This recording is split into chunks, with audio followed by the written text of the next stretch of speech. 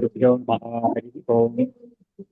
सदाशिवसमारम्भां शङ्कराचार्यमध्यमाम् अस्मदाचार्यपर्यन्तां वन्दे गुरुपरम्परा। श्रुतिस्मृतिपुराणानाम् आलयं करुणालयं नमामि भगवत्पादं शङ्करं लोकशङ्करम्। शङ्कारूपेण मच्चित्तं पङ्कीकृतमभूद्यया किङ्करीयस्य सामाया शङ्कराचार्यमाश्रये। प्रह्लादवरदो देवो परो हरिः। श्री सच्चिदानंद शिवाभिनव्य नृसिंह भारत्य विधान्यतीन्द्रान् विद्यानिधीन् मन्त्रनिधीन् सदात्मनिष्ठान् भजे मानव शम्भुरूपान्। सदात्मध्यान निरतं विषयेभ्यः पराङ्मुखम् ब्रह्मशास्त्रेषु निष्णातं चन्द्रशेखर भारती। विवेकिनं महाप्रज्ञं धैर्यौदार्यं क्षमानिधिं सदा अभिनवपूर्वं तं विद्यातीर्थगुरुं भजे। अज्ञानां जाह्नवीतीर्थं विद्यातीर्थं विवेकिनां सर्वेषां सुखदं तीर्थं भारतीतीर्थमाश्रये। विद्याविनयसम्पन्नं वीतरागं विवेकिनं वन्दे वेदान्ततत्त्वज्ञं विदुशेखर भारती। नमामि यामिनीनाथ लेखां कृतकुन्तलां भवानीं भवसन्तापनिर्वापणसुधानदीम्। नमः श्री शंकरानंद गुरु पादांबुजन्मने सविलास महामोहग्राहग्रासैक कर्मणे तत्पादांबुरहद्वन्द्व सेवा निर्मल चेतसां सुखबोधाय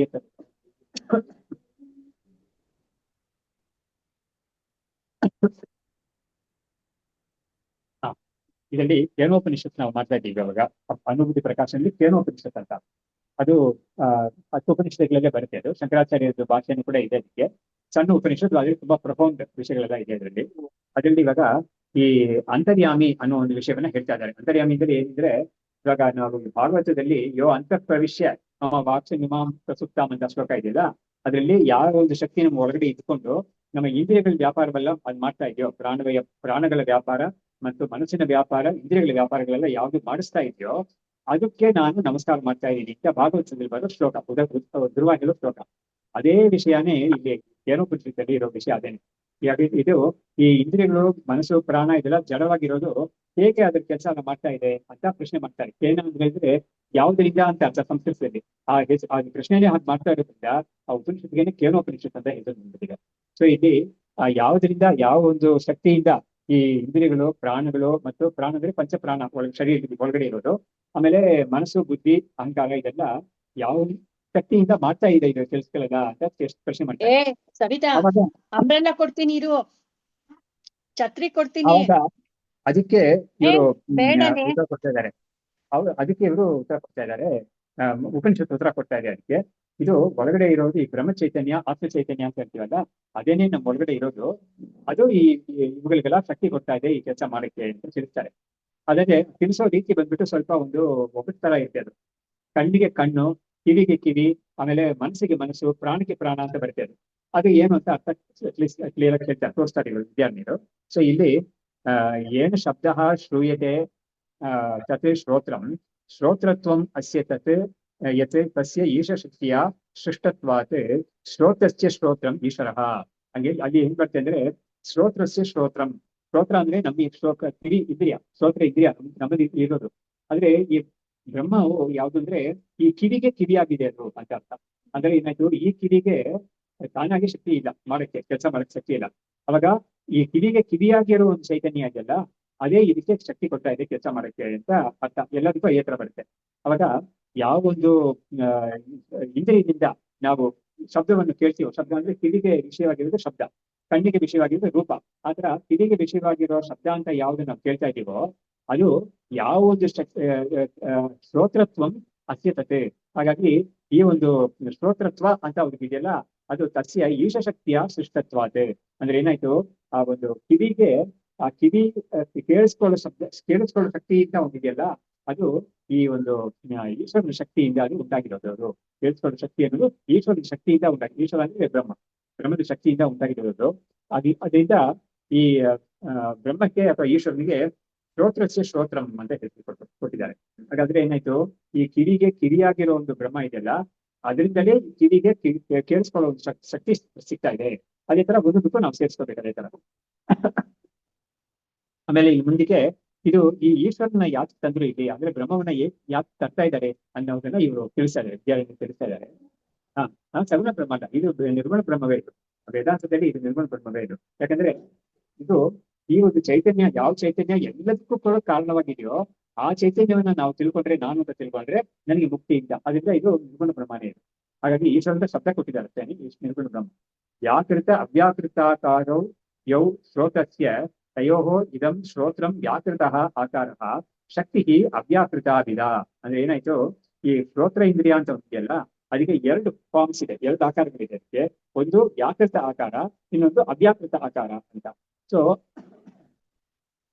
ವ್ಯಾಕೃತ ಆಕಾರ ಅಂತ ಹೇಳಿದ್ರೆ ನಮ್ಗೆ ಕಾಣಿಸ್ಕೊಳ್ತಾ ಇದೆ, ಅಂದ್ರೆ ನಮ್ಗೆ ಈ ಕಿವಿ ಅನ್ನೋದು ಕಾಣಿಸ್ಕೊಳ್ತಾ ಇದೆ, ನಮ್ಗೆ ಕೇಳಿಸ್ಕೊಳ್ತಾ ಇದೀವಿ ಅಂತೆಲ್ಲ ನಮ್ಗೆ ಗೊತ್ತಾಗ್ತಾ ಇದೆ. ಇದು ವ್ಯಾಕೃತ ಆಕಾರ. ಆದ್ರೆ ನಮ್ಗೆ ಗೊತ್ತಿಲ್ಲದೆ ಇರೋದು, ನಮ್ಗೆ ಕಾಣಿಸ್ಕೊಳ್ದೇ ಇರೋ ಒಂದು ಶಕ್ತಿ, ಒಂದು ಆಕಾರ ಈ ಕಿವಿಯನ್ನು ಇದೆ. ಅದು ಯಾವ ಶಕ್ತಿ ಅಂದ್ರೆ ಅದೇ ಅಂತರ್ಯಾಮಿ ಅಂತ ಹೇಳ್ತೀವಲ್ಲ ಅದು. ನೋಡಿ ಏನ್ ಒಂದು ಸ್ವಾರಸ್ಯ ಅಂತ ಹೇಳಿದ್ರೆ, ಹಿಂದೆ ಹೇಳ್ತೀವಿ ನಾವು ಲಾಸ್ಟ್ ವೀಕ್ ನೋಡಿದ್ದೀವಿ ಆ ವಿಷಯನ. ಈ ಅಂತರ್ಯಾಮಿ ಅನ್ನೋದನ್ನ ಯಾವ ತರ ಈ ಬೃಹದಾರಣ್ಯಕ ಪ್ರೆಸೆಂಟ್ ಮಾಡುತ್ತೆ ಅಂತ ಹೇಳಿದ್ರೆ, ಈ ಅಂತರ್ಯಾಮಿ ಅನ್ನೋ ಚೈತನ್ಯ ಇದೆಯಲ್ಲ, ಅಂತರ್ಯಾಮಿ ಚೈತನ್ಯ ಅಷ್ಟೇ. ಈ ವೇದಾಂತದಲ್ಲಿ ಈ ಕಾಂಟೆಕ್ಸ್ಟ್ ಅಲ್ಲಿ ಅಂತರ್ಯಾಮಿ ಅಂದ್ರೆ ನಿರ್ಗುಣ ಚೈತನ್ಯ. ಆ ನಿರ್ಗುಣ ಚೈತನ್ಯವಾಗಿರೋ ಅಂತರ್ಯಾಮಿ ಅಂತ ಹೆಸರು ಪಟ್ಕೊಂಡಿರೋದು ಯಾತಕ್ಕೆ ಅದಕ್ಕೆ ಅಂತರ್ಯಾಮಿ ಅಂತ ಹೆಸರು ಅಂತ ನಾವು ಯೋಚನೆ ಮಾಡ್ಬೇಕು. ಅದು ಅಂತರ್ಯಾಮಿ ಅಂದ್ರೆ ಶಬ್ದಕ್ಕೆ ಏನರ್ಥ ಅಂದ್ರೆ ಅಂತಹ ಅಂದ್ರೆ ಒಳಗಡೆ ಇಟ್ಕೊಂಡು, ಯಾಮಿ ಅಂತ ಹೇಳಿದ್ರೆ ಯಮನ ಮಾಡೋದು, ಎಲ್ಲೆಲ್ಲ ಅದು ಹೋಗುದಲ್ಲ, ಒಳಗಡೆ ಇಟ್ಕೊಂಡು ಎಲ್ಲವನ್ನು ನಿಯಮನ ಮಾಡೋದು ಅಂತ. ಒಳಗಡೆ ಇಟ್ಕೊಂಡು ಎಲ್ಲಾ ಇಂದ್ರಿಯಗಳನ್ನು, ಪ್ರಾಣ, ಮನಸ್ಸು ಎಲ್ಲವನ್ನು ಕೂಡ ನಿಯಮನ ಹಾಗಾಗಿ ರೆಗ್ಯುಲೇಟ್ ಮಾಡೋದು ಅಂತ. ಬಟ್ ರೆಗ್ಯುಲೇಟ್ ಅಂತ ಹೇಳಿದ್ರು ಕೂಡ ನಮ್ಗೆ ಈ ವೇದಾಂತ ಅರ್ಥಕ್ಕೆ ಸರಿಯಾಗಿ ಬರೋದಿಲ್ಲ. ಯಾಕೆ ಹೇಳ್ತೀನಿ ಕೇಳಿ. ಯಾಕಂದ್ರೆ ಈ ಅಂತರ್ಯಾಮಿ ಅಂತ ಇದೆಯಲ್ಲ, ಈಗ ರೆಗ್ಯುಲೇಟ್ ಅಂತ ಹೇಳಿದ್ರೆ ಏನಾಗುತ್ತೆ ಅಂತ ಹೇಳಿದ್ರೆ, ಬೇಕಾಗಿರೋದಕ್ಕೆ ಅದು ತಗೊಳುತ್ತೆ, ಬೇಡದೇ ಇರೋದಕ್ಕೆ ಅದು ಅಲೋ ಮಾಡೋದಿಲ್ಲ ಅಂತ ಬರ್ತೇವೆ. ನೋಡಿ, ಸಾಮಾನ್ಯವಾಗಿ ಲೋಕದಲ್ಲಿ ಒಬ್ಬ ತಂದೆ ಇದ್ದಾನೆ, ಸಣ್ಣ ಮಗು ಇದೆ. ಅವಾಗ ಮಗು ಅಲ್ಲಿ ಇಲ್ಲಿ ಓಡಾಡುತ್ತೆ, ಅದು ಎಲ್ಲಿ ಹೋಗ್ಬಾರ್ದು ಅಲ್ಲೆಲ್ಲ ಹೋಗ್ಬಿಡುತ್ತೆ, ಅಪಾಯ ಮಾಡ್ಕೊಡುತ್ತೆ. ಅದರಿಂದ ಏನ್ ಮಾಡ್ತಾನೆ ಇವನು, ಅಲ್ಲಿ ಹೋಗ್ಬೇಡ ಅಂತ ಹೇಳ್ತಾನೆ. ಅದು ಆ ಕಡೆ ಹೋಗ್ತಾ ಇದೆ ಅಂತ ಹೋಗ್ಬೇಡ ಅಂತ ಹೇಳ್ತಾನೆ. ಅದು ಬೇರೆ ಕಡೆ ಅದು ಹೋಗ್ತಾ ಇದೆ, ಅದು ಏನ್ ತೊಂದರೆ ಇಲ್ಲ ಅದಕ್ಕೆ ಅಂತ ಹೇಳಿದ್ರೆ, ಅದು ಹೋಗು, ಆ ಕಡೆ ಹೋಗು, ಪರವಾಗಿಲ್ಲ, ಅಲ್ಲಿ ಹೋಗಿ ಆಡ್ಕೋ ಅಂತ ಹೇಳ್ತಾನೆ. ಅವಾಗ ಅದು ರೆಗ್ಯುಲೇಟ್ ಅಂತ ಹೇಳ್ತೀವಿ. ಆದ್ರೆ ಇಲ್ಲಿ ಈ ಅಂತರ್ಯಾಮಿ ಅನ್ನೋದು ಆ ರೀತಿಯಲ್ಲಿ ರೆಗ್ಯುಲೇಟ್ ಮಾಡೋದಲ್ಲ ಇದು. ಹಾಗಾಗಿ ಯದ್ಯಪಿ ಅಂತರ್ಯಾಮಿ ಅಂತ ಅದಕ್ಕೆ ಹೆಸರು ಕೊಟ್ಟಿದ್ರು ಕೂಡ, ಅದು ಯಮನ ಮಾಡೋದ್ರೆ, ಅದು ಕಂಟ್ರೋಲ್ ಮಾಡೋದಂದ್ರೆ ಏನರ್ಥ ಅಂತ ಹೇಳಿದ್ರೆ ಅದಕ್ಕೆ ಶಕ್ತಿ ಕೊಡೋದು ಅಂತ ಅರ್ಥ. ಹಾಗಾಗಿ ಒಳಗಡೆ ಇಟ್ಕೊಂಡು ಇದನ್ನೆಲ್ಲ ಮಾಡಿಸ್ತಾ ಇದೆ ಅಂತ ಅದಕ್ಕೆ ಅರ್ಥ. ಹಾಗಾಗಿ ಒಳಗಡೆ ಇಟ್ಕೊಂಡು ಇದು ಮಾಡಿಸ್ತಾ ಇದೆ ಅಂದ್ರೆ ಏನರ್ಥ ಅಂದ್ರೆ ಒಳಗಡೆ ಇಟ್ಕೊಂಡು ಇದೇನ್ ಮಾಡಿಸ್ತಾ ಇದೆ ಅಂದ್ರೆ ಏನರ್ಥ ಅಂತ ಹೇಳಿದ್ರೆ, ಅದಕ್ಕೆ ಬೃಹದಾರಣ್ಯಕದಲ್ಲಿ ಬಂದಿರೋ ಅಂತರ್ಯಾಮಿ ಬ್ರಾಹ್ಮಣ ಇದೆಯಲ್ಲ, ಅಲ್ಲಿ ತುಂಬಾ ಚೆನ್ನಾಗಿ ಕೊಟ್ಟಿದ್ದಾರೆ. ಅದು ದೊಡ್ಡ ವಾಕ್ಯ, ಅದನ್ನೇ ಇವರು ಕೂಡ ಹೇಳಿದ್ರು ಮುಂಚೆ. ಅಲ್ಲಿ ಬರುತ್ತೆ, ಬೃಹದಾರಣ್ಯಕದಲ್ಲಿ ಬರೋದು. ಹೌದು, ಅದು ಬರ್ತದೆ. ಅದು ಇವರು ಯಾಜ್ಞವಲ್ಕ್ಯರು ಅದ್ರಲ್ಲಿ ಹೇಳೋರು ಅದನ್ನ. ಅದು ನಮ್ಗೆ ಒಂದು ಮಹಾವಾಕ್ಯ. ಅದು ಹೇಗೆ ತತ್ವಮಸಿ ಅಹಂ ಬ್ರಹ್ಮಾಸ್ಮಿ ಅಂತ ಮಹಾವಾಕ್ಯ ಇದೆಯೋ, ಅದೇ ತರ ಭಗವದ್ಗೀತೆಯಲ್ಲಿ ನಮ್ಗೆ ಕ್ಷೇತ್ರಜ್ಞಂ ಚಾಪಿ ಮಾಂ ವಿದ್ಯೆ ಅಂತ 13ನೇ ಅಧ್ಯಾಯದಲ್ಲಿ ಇದೆಯಾ, ಅದು ಮಹಾವಾಕ್ಯ. ಆಮೇಲೆ ಈ ಅಂತರ್ಯಾಮಿ ಬ್ರಾಹ್ಮಣ ಅನ್ನೋದು ಕೂಡ ಮಹಾವಾಕ್ಯ. ಯಾತಕ್ಕೆ ಅಂತ ಹೇಳಿದ್ರೆ ಹೌದು, ಯಾಕಂದ್ರೆ ಅಂತರ್ಯಾಮಿ ಬ್ರಾಹ್ಮಣದಲ್ಲಿ ಆ ವಾಕ್ಯನೇ ಹೇಗೆ ಬರುತ್ತೆ ಅಂತ ಹೇಳಿದ್ರೆ, ಯಾವೊಂದು ಶಕ್ತಿ ಒಳಗಡೆ ಇದ್ಕೊಂಡು, ಅಂದ್ರೆ ಪ್ರತಿ ಜೀವನ ಒಳಗಡೆ ಕೂಡ ಈ ಇಡೀ ಕಾಸ್ಮಸ್ ಇದೆಯಲ್ಲ, ಇಡೀ ಸೃಷ್ಟಿಯಲ್ಲಿ ಪ್ರತಿಯೊಂದು ಜೀವ, ಅದೇನು ಪ್ರತಿಯೊಂದು ಜೀವ ಅಂತ ಹೇಳುವಾಗ ದೇವತೆಗಳು, ಮನುಷ್ಯರು, ಅಸುರರು ಎಲ್ಲರೂ ಸೇರ್ತಾರೆ ಅದರಲ್ಲಿ, ಪ್ರಾಣಿ ಪಕ್ಷಿ ಎಲ್ಲವೂ ಸೇರುತ್ತೆ. ಹಾಗಾಗಿ ಬ್ರಹ್ಮದಿಂದ ಹಿಡಿದು ಕೊನೆಯ ಸಣ್ಣ ಸಣ್ಣ ಆರ್ಗ್ಯಾನಿಸಮ್ ತನಕ ಇರೋ ಜೀವಗಳು ಎಲ್ಲದರಲ್ಲೂ ಕೂಡ ಒಳಗಡೆ ಇದ್ದುಕೊಂಡು ಇದು ಕೆಲಸ ಮಾಡಿಸ್ತಾ ಇದೆ ಅಂತ ಅರ್ಥ ಆಗಿದೆ. ಅವಾಗ ಉಪನಿಷತ್ತಲ್ಲಿ ಆ ಮಾತೆ ಹೇಗ್ ಬರುತ್ತೆ ಅಂತ ಹೇಳಿದ್ರೆ, ಯಾವೊಂದು ಈ ಆತ್ಮ ಅಂತ ನಾವು ಕರೆಯೋಣ, ತೊಂದರೆ ಇಲ್ಲ, ಒಳಗಡೆ ಇದ್ಕೊಂಡು, ಅಂದ್ರೆ ಅದಕ್ಕೇನೆ ಅಂತಹ ಅಂತ ಹೇಳಿದ್ರು, ಒಳಗಡೆ ಇದ್ಕೊಂಡು ಈ ಇಂದ್ರಿಯಗಳ ಕೆಲಸಗಳೆಲ್ಲ ಮಾಡ್ತಾ ಇದೆಯೋ, ಆದ್ರೆ ಯಾವೊಂದು ಜೀವ ಈ ಇಂದ್ರಿಯಗಳ ನಾನು ಕೆಲಸ ಮಾಡ್ತಾ ಇದ್ದೀನಿ ಅಂತ ಅನ್ಕೊಂಡಿದ್ದಾನೋ, ಅವನಿಗೆ ಈ ಒಳಗಡೆ ಇದ್ಕೊಂಡು ಇದೇ ಮಾಡ್ತಾ ಇದೆ ಅಂತ ಅವ್ನಿಗೆ ಗೊತ್ತಿಲ್ಲ. ಹಾಗಾಗಿ ಅದಕ್ಕೆ ಇದಕ್ಕೆ ಅಂತರ್ಯಾಮಿ ಅಂತ ಹೇಳ್ತಿದ್ದಾರೆ. ಒಳಗಡೆ ಇದ್ಕೊಂಡಿದೆ, ಆದ್ರೆ ಅವ್ನಿಗೆ ಗೊತ್ತಿಲ್ಲ. ಪ್ರತಿಯೊಂದು ಜೀವನಕ್ಕೂ ಕೂಡ ಯಾರಿದ್ ಮಾಡ್ತಾ ಇದ್ದಾರೆ ಒಳಗಡೆ ಇದ್ಕೊಂಡು ಅಂತ ಗೊತ್ತಿಲ್ಲ, ನಾನೇ ಮಾಡ್ತಾ ಇದ್ದೀನಿ ಅಂತ ಅನ್ಕೊಂಡಿದ್ದಾನೆ ಅಷ್ಟೇನೆ. ಆದ್ರೆ ಪ್ರಶ್ನೆ ಬಂದಾಗ, ವಿಚಾರ ಬಂದಾಗ ಏನಾಗುತ್ತೆ, ಒಳಗಡೆ ಇದ್ಕೊಂಡು ಇದು ಮಾಡಿಸ್ತಾ ಇದೆ. ಆದ್ರೆ ಯಾವ ಒಂದು ಶಕ್ತಿ ಒಳಗಡೆ ಇದ್ಕೊಂಡು ಎಲ್ಲಾ ಜೀವಗಳಲ್ಲೂ ಒಳಗಡೆ ಇದ್ಕೊಂಡು ಇದನ್ನೆಲ್ಲ ಮಾಡಿಸ್ತಾ ಇದೆಯೋ, ಆದ್ರೆ ಆ ಜೀವನಿಗೆ ಅಥವಾ ಆ ವ್ಯಕ್ತಿಗೆ ಈ ಒಳಗಡೆ ಇದಿದೆ ಅಂತ ಗೊತ್ತಿಲ್ವೋ, ಅಂತ ಒಂದು ಸ್ವರೂಪ ಇದೆಯಲ್ಲ, ಅದಕ್ಕೆ ಆ ಒಂದು ಈಶ್ವರನಿಗೆ ಇನ್ನೊಂದು ಮಾಹಿತಿನೇ ಕೊಟ್ಟಿದ್ದಾರೆ ಅದರಲ್ಲಿ. ಆ ಈಶ್ವರ ಇದ್ದಾನಲ್ಲ ಒಳಗಡೆ, ಆ ಈಶ್ವರನಿಗೆ ಈ ಈ ಜೀವನಗಳ ಶರೀರ ಇದೆಯಲ್ಲ, ಅದೇ ಅದ್ರ ಶರೀರ. ಶಂಕರಾಚಾರ್ಯರಲ್ಲಿ ತುಂಬಾ ಚೆನ್ನಾಗಿ ಒಂದು ಮಾತು ಹೇಳಿದ್ದಾರೆ. ಏನಂದ್ರೆ ಆ ಈಶ್ವರನಿಗೆ ಸೆಪರೇಟ್ ಶರೀರ ಇಲ್ವಂತೆ. ನಮ್ಮ ಅದ್ವೈತ ವೇದಾಂತದಲ್ಲಿ ಲೋಕನೆಲ್ಲ ಸೃಷ್ಟಿ ಮಾಡಿ ಸೃಷ್ಟಿ ಸ್ಥಿತಿ ಲಯ ಮಾಡ್ತಾ ಇರೋ ಈಶ್ವರ ಇದೆಯಲ್ಲ, ಅದಕ್ಕೆ ಇಂಡಿಪೆಂಡೆಂಟ್ ಬಾಡಿ ಅನ್ನೋದು ಅದಕ್ಕೆ ಸೆಪರೇಟ್ ಆಗಿ ಇಲ್ವೇ ಇಲ್ಲ.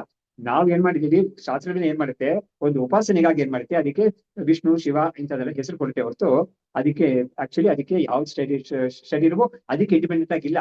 ಅವಾಗ ಈ ಎಲ್ಲಾ ಜೀವನಗಳು ಇದಾರಲ್ಲ, ಆ ಅಷ್ಟು ಜೀವನಗಳ ಶರೀರವೇ ಅದ್ರ ಶರೀರ ಅಂತ. ಹಾಗಾಗಿ ಹಾಗಾಗಿ ಈ ಈ ಒಳಗಡೆ ಇರೋ ಅಂತರ್ಯಾಮಿಗೆ ಇದೇ ಶರೀರ, ಅದಕ್ಕೆ ಇದು ಬಿಟ್ಟು ಬೇರೆ ಶರೀರ ಇಲ್ಲ. ಸರಿ, ಹಾಗೆ ಇದ್ಕೊಂಡು ಒಳಗಡೆ ಇದ್ಕೊಂಡು ಎಲ್ಲಾ ಆ ಜೀವನ ಒಂದು ಎಲ್ಲಾ ಚಟುವಟಿಕೆಗಳಿಗೂ ಕಾರಣವಾಗಿದೆ ಒಳಗಡೆ. ಆದ್ರೆ ಆ ಜೀವನ ಗೊತ್ತಿಲ್ಲ ಇದು ಒಳಗಡೆ ಇದೆ ಇದರಿಂದಲೇ ಇದೆಲ್ಲ ಆಗ್ತಾ ಇರೋದು ಅದು ಗೊತ್ತಿಲ್ವೋ ಅಂತ ಒಂದು ಸ್ವರೂಪ ಇದೆಯಲ್ಲ, ಅದೇ ಆತ್ಮ.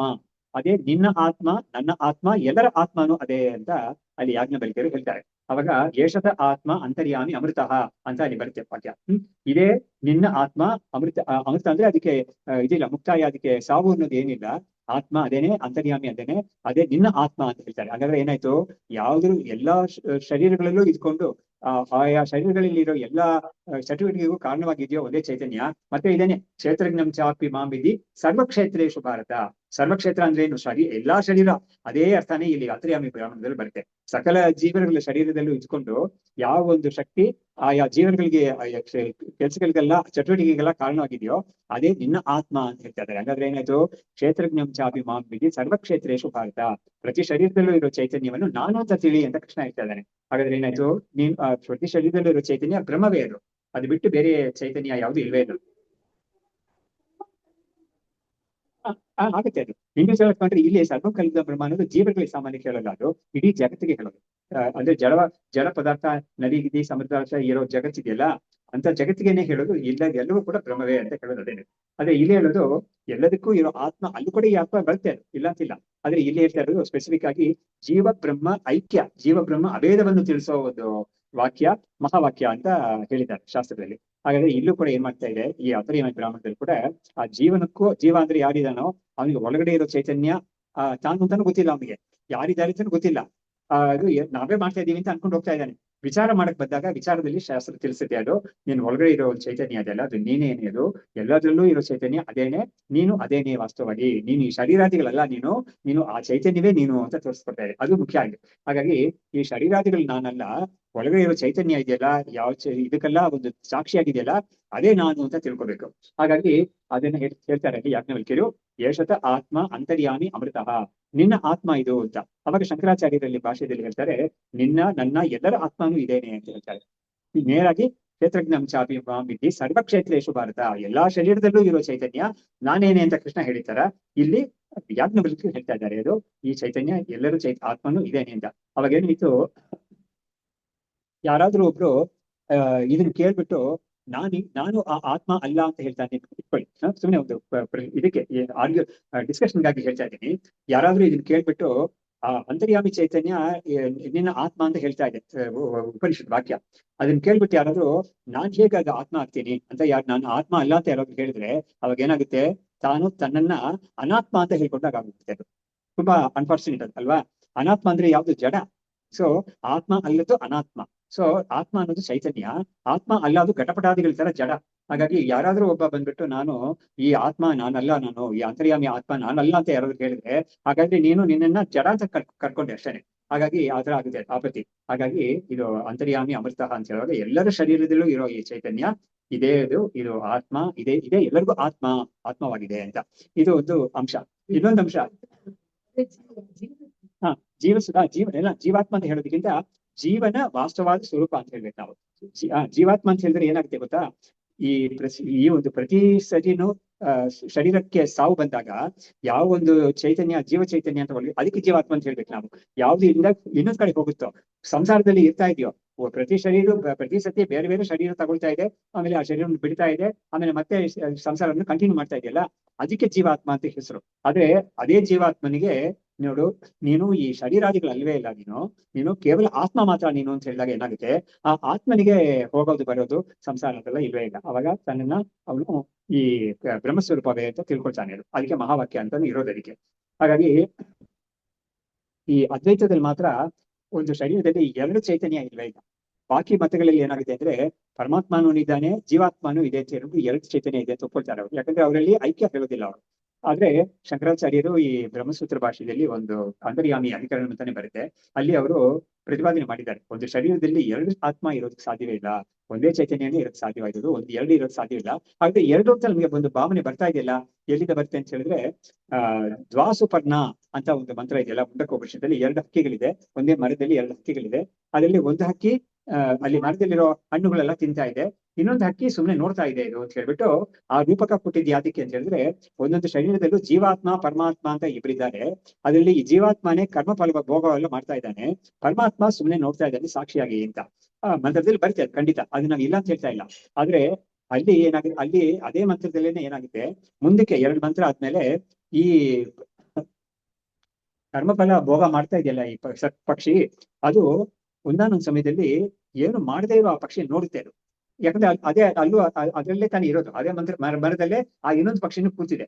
ಹಾಗಾದ್ರೆ ಏನಾಯ್ತು, ಅದು ಆ ಒಂದು ಪಕ್ಷಿಯನ್ನ ನೋಡಿ ಅದು ಏನ್ ಸುಮ್ಮನೆ ಇದೆಯಲ್ಲ, ಅದು ನಾವು ಮಾತ್ರ ಇದೆಲ್ಲ ತಿಂತಾ ಇದ್ದೀವಿ, ಕರ್ಮಫಲ ಭೋಗವನ್ನು ನಾವು ಅನುಭವಿಸ್ತಾ ಇದೀವಿ, ಅದು ಮಾತ್ರ ಸುಮ್ಮನೆ ಇದೆಯಲ್ಲ ಅಂತ ಹೇಳ್ಬಿಟ್ಟು ಏನ್ ಮಾಡುತ್ತೆ, ಅದನ್ನ ನೋಡಿ ನೋಡಿ ನೋಡಿ ಅದರ ಉಪಾಸನೆಯಿಂದ ಇದು ಅದು ಆಗೋಗ್ಬಿಡುತ್ತೆ. ಅದಕ್ಕೂ ವ್ಯತ್ಯಾಸ ಇಲ್ಲ ಅಂತ ಅಲ್ಲಿ ಮೂರನೇ ಮಂತ್ರದಲ್ಲೇ ಬರುತ್ತೆ, ಪರಮಂ ಸಾಮ್ಯಂ ಉಪೈತಿ ಅಂತ ಬರುತ್ತೆ. ಅದು ಪರಮಂ ಸಾಮ್ಯ ಅಂದ್ರೆ ಏನು, ಅಲ್ಟಿಮೇಟ್ ಒನ್ನೆಸ್.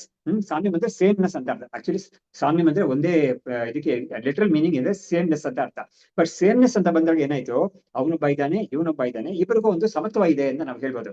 ಆದ್ರೆ ಪರಮಂ ಸಾಮ್ಯಂ ಅಂತ ಹೇಳಿದ್ರಿಂದ ಶಂಕರಾಚಾರ್ಯರಲ್ಲಿ ಏನ್ ಮಾಡ್ತಾರೆ ಅಂದ್ರೆ, ಸಾಮಾನ್ಯವಾಗಿ ಸಾಮ್ಯಂ ಸೇಮ್ನೆಸ್ ಅನ್ನೋದು ಎರಡು ವಿಷಯಗಳಿದ್ರೆ ಸೇಮ್ನೆಸ್, ಮಿನಿಮಮ್ ಎರಡು ಇದ್ರೆ ಸೇಮ್ನೆಸ್ ಅಂತ ಬರೋದು.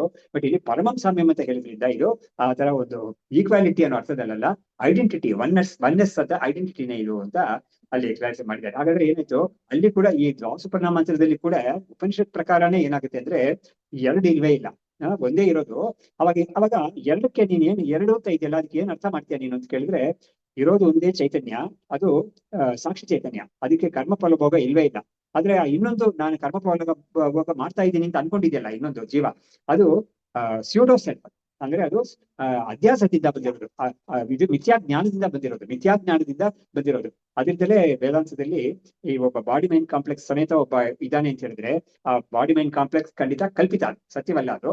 ಅದರಲ್ಲಿ ನಾನು ಅಂತ ಬುದ್ಧಿ ಮಾಡ್ಕೊಂಡಿರೋದು ತಪ್ಪು ಜ್ಞಾನ, ಅದು ತಪ್ಪು ತಿಳುವಳಿಕೆ ಅದು. ಹಾಗಾಗಿ ವೇದಾಂತ ಬಂದಿರೋದು ಯಾತಕ್ಕೆ ಅಂತ ಹೇಳಿದ್ರೆ, ಆ ತಪ್ಪು ತಿಳುವಳಿಕೆಯನ್ನು ಹೋಗಲಾಡಿಸಿ, ನೀನು ಶರೀರಾದಿಗಳು ಅಲ್ವೇ ಇಲ್ಲ, ನೀನು ಅದಕ್ಕೆ ಸಾಕ್ಷಿಯಾಗಿರೋ ಚೈತನ್ಯ, ಅದಕ್ಕೂ ನಿನಗೂ ಸಮಾಧಾನ ಇಲ್ಲ ನಿನ್ಗೆ ಅಂತ ಆತರ ತೋರಿಸ್ತಾ ಇದೆ. ಅಸಂಗ ನೀನು ಅಂತೆಲ್ಲ ಬೇಕಾದಷ್ಟು ರೀತಿಗಳಲ್ಲಿ ಅದು ತೋರಿಸುತ್ತೆ. ಈ 13ನೇ ಅಧ್ಯಾಯ ಬಂದಿರೋದೇ ಅದಕ್ಕೇನೆ, ಕ್ಷೇತ್ರ ಬೇರೆ ಕ್ಷೇತ್ರಜ್ಞ ಬೇರೆ ಅಂತ ತೋರಿಸಿ, ಆ ಕ್ಷೇತ್ರ ಅಂದ್ರೆ ಶರೀರ ಮನಸ್ಸು ಇಂದ್ರಿಯಗಳು ಅದೆಲ್ಲ ನಾನು ಅಲ್ವೇ ಇಲ್ಲ ಅಂತ ತಿಳ್ಕೊಂಡು ಅವನು ಕ್ಷೇತ್ರಜ್ಞ ನಾನು ಅಂತ ಅವನು ಐಡೆಂಟಿಫೈ ಮಾಡ್ಕೋಬೇಕಾಗಿದೆ. ಇದೇ ಎಲ್ಲಾ ಉಪನಿಷತ್ತುಗಳಿಗೂ ಇರೋ ಸೆಂಟ್ರಲ್ ಇದು ಟೀಚಿಂಗ್ ಅದೇನೆ. ಅದೇನೆ ಜೀವ ಬ್ರಹ್ಮವೇ ನಾಪರ ಅಂದ್ರೆ ಇದೇ ಅರ್ಥ. ಜೀವ ಅನ್ನೋದು ಯಾರಿಗೆ ಕಾಣಿಸ್ಕೊಳ್ತಾ ಇದ್ದಾನೋ, ಜೀವ ಅಂತ ಅನ್ಕೊಂಡಿದ್ದಾನೋ ತನ್ನನ್ನ, ಅವನು ವಾಸ್ತವವಾಗಿ ಬ್ರಹ್ಮವೇ, ಬೇರೆ ಅಲ್ಲ ಅದು. ನಾಪರಹ ಅಂದ್ರೆ ನ ಅಪರಹ, ಅಲ್ಲಿಂದ ಬೇರೆ ಅಲ್ಲ ಅದು, ಅಥವಾ ಪರಹ ಅಂತ ಹೇಳಿದ್ರೆ ಪರವಾಗಿಲ್ಲ, ಬ್ರಹ್ಮದಿಂದ ಬೇರೆ ಅಲ್ಲ ಅದು ಅಂತ ಹೇಳ್ಬೇಕು. ಹಾಗಾದ್ರೆ ಏನಾಯ್ತು, ಆ ದ್ವಾಸುಪರ್ಣ ಅನ್ನೋ ಕಡೆ ಎರಡು ಪಕ್ಷಿಗಳಿದೆ ಅಂತ ನಾವು ಹೇಳುವಾಗ್ಲೂ ನಮ್ಮಲ್ಲಿ ಕೂಡ ಏನಿದೆ ನೋಡಪ್ಪ, ಪರಮಾತ್ಮ ನೋಡ್ತಾನೆ ಇದ್ದಾನೆ, ಇನ್ನೇನ್ ಮಾಡಿದ್ರು ಪರಮಾತ್ಮ ನೋಡ್ತಾ ಇದ್ದಾನೆ ಅಂತ ಹೇಳ್ತಾರೆ ಸಾಮಾನ್ಯವಾಗಿ.